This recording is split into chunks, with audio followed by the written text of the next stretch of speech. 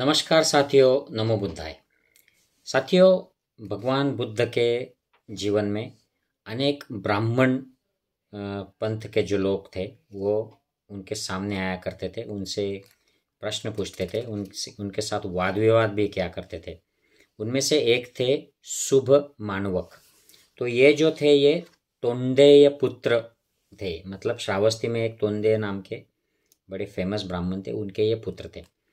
तो ये मिलने के लिए आए थे और इनका जो वार्तालाप हुआ था उसमें उनकी जो बातचीत हुई उसमें भगवान बुद्ध ने उनसे उनको चैलेंज कर दिया था कि ये जो आप बता रहे हैं ये तो अंधों की कतार में चलने जैसा है कि जिसमें अगले व्यक्ति को पता नहीं है, ना बीच वाले को पता है, ना पिछले व्यक्ति को पता है कि हम लोग एग्जैक्टली जा कहाँ रहे हैं।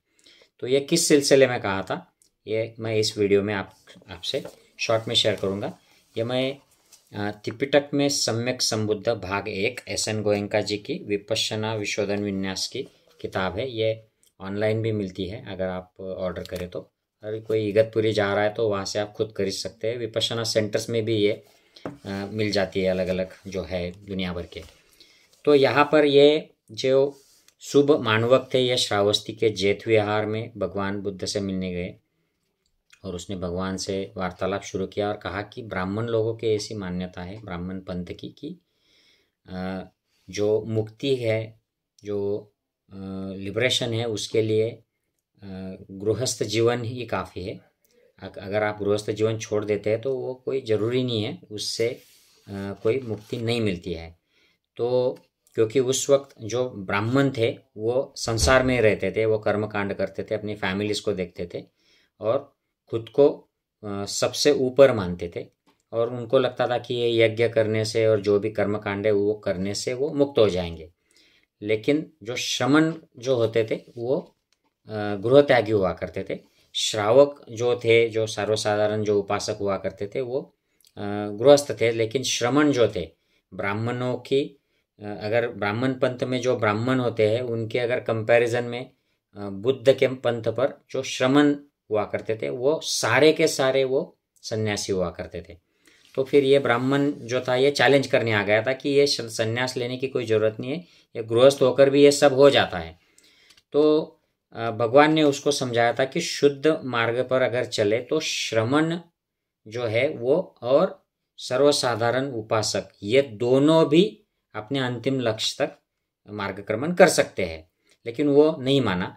तो शुभ मानवक ने आगे चलकर ये उनसे आर्ग्यू करते हुए कहा कि जो ब्राह्मण होते हैं, जो गृहस्थ होते हैं, वो सब सत्य, तप, ब्रह्मचर्य, स्वाध्याय, त्याग, ये पांचों धर्म का वो प्रज्ञापन करते हैं। ये ऐसी बात कही तो भगवान बुद्ध ने उसको सवाल पूछा कि क्या ये पांचों धर्म का वो स्वयं अनुभव करते हैं क्या? तो शुभ ने बोला, शुभ मानवक ने, कि नहीं, वो स्वयं अध्ययन तो नहीं करते हैं, क्योंकि वो अध्ययन स्व अनुभव तो नहीं करते, क्योंकि उनको अनुभव ही नहीं था। ये सिर्फ वो इसकी बातें करते थे, चर्चा करते थे, उसका जप तप करते थे, मंत्रोच्चार करते थे, लेकिन इसका प्रत्यक्ष अनुभव जो है वो उनको नहीं था। जैसे सत्य, ब्रह्मचर्य, ये तो ब्रह्मचर्य तो होता ही नहीं था और सत्य भी कई बार वो झूठ बोल दिया करते थे संसार में होने के कारण। स्वाध्याय, त्याग तो कुछ नहीं था उनको, तो सब उनके कर्मकांडों के बदले में जो कुछ भी मिलता था वो उनके लिए त्याग करने वाली कोई बात ही नहीं थी उसमें। और तब भी वो करते नहीं थे। ज़्यादातर जो ब्राह्मण थे वो गृहस्थ होने के कारण उनका तब से भी कोई ज़्यादा लेना देना नहीं हुआ करता था। तो शुभ का उत्तर था कि नहीं, ये तो उनकी स्व अनुभूति नहीं है, उनको सेल्फ एक्सपीरियंस नहीं है। तो फिर भगवान ने उनको पूछा कि उनके पुरखों ने ऐसा कुछ दावा किया है क्या कि उनको इस बारे में स्वतः स्व अनुभूति हुई थी, उन्होंने स्वयं इसका अनुभव किया था, सेल्फ एक्सपीरियंस लिया था।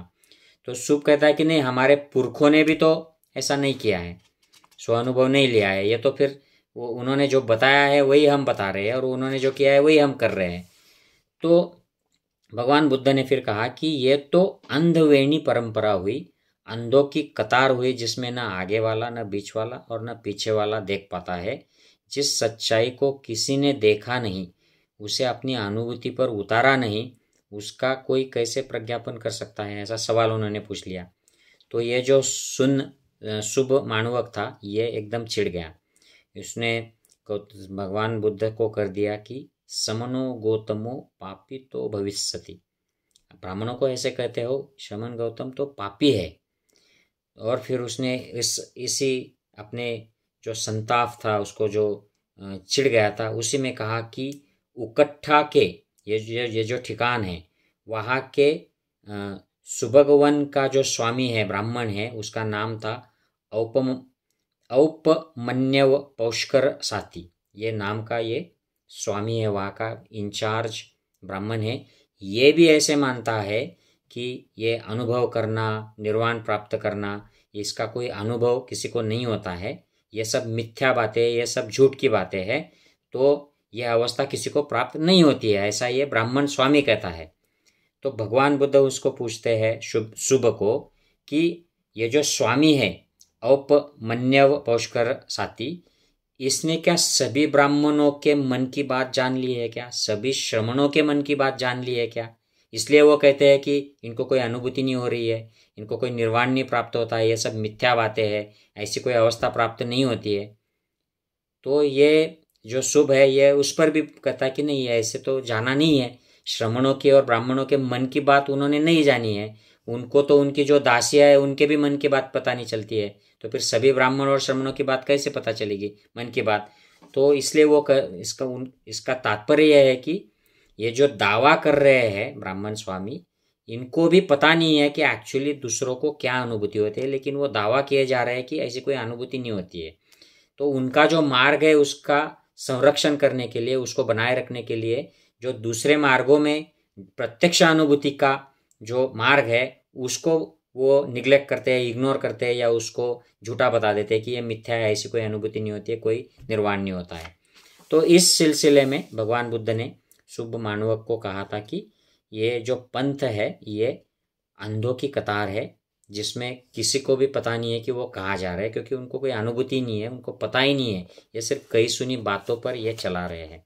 आई hope this emphasizes the difference between ब्राह्मण पाथ ऑफ दैट टाइम, जो ब्राह्मण पाथ उस वक्त में जो मौजूद था, अस्तित्व में था, और जब श्रमण पाथ जो भगवान बुद्ध ने परंपरा वो जो शुरू थी उसमें थोड़ा सा नया आविष्कार करके जो लिबरेशन की, जो प्रज्ञा की जो कड़ी उन्होंने जोड़ दी थी, उसमें क्या डिफरेंस था ये आपको पता चले। और इस पार्श्वभूमि पर आज के धर्म में जो कोई भी हो, जिसे अब ब्राह्मण धर्म तो हिंदू धर्म कहलाता है आजकल, क्योंकि वो बुद्धिज़्म जैसे ही नष्ट हो गया भारत भूमि से, तो फिर सारे लोग जो बुद्धिज़्म के फॉलोअर्स थे वो ज़्यादातर शूद्र अस्पृश्य में गिनाए गए, और ये ब्राह्मण धर्म का हिंदू धर्म हो गया अंग्रेज़ों के, मुगलों के ज़माने में।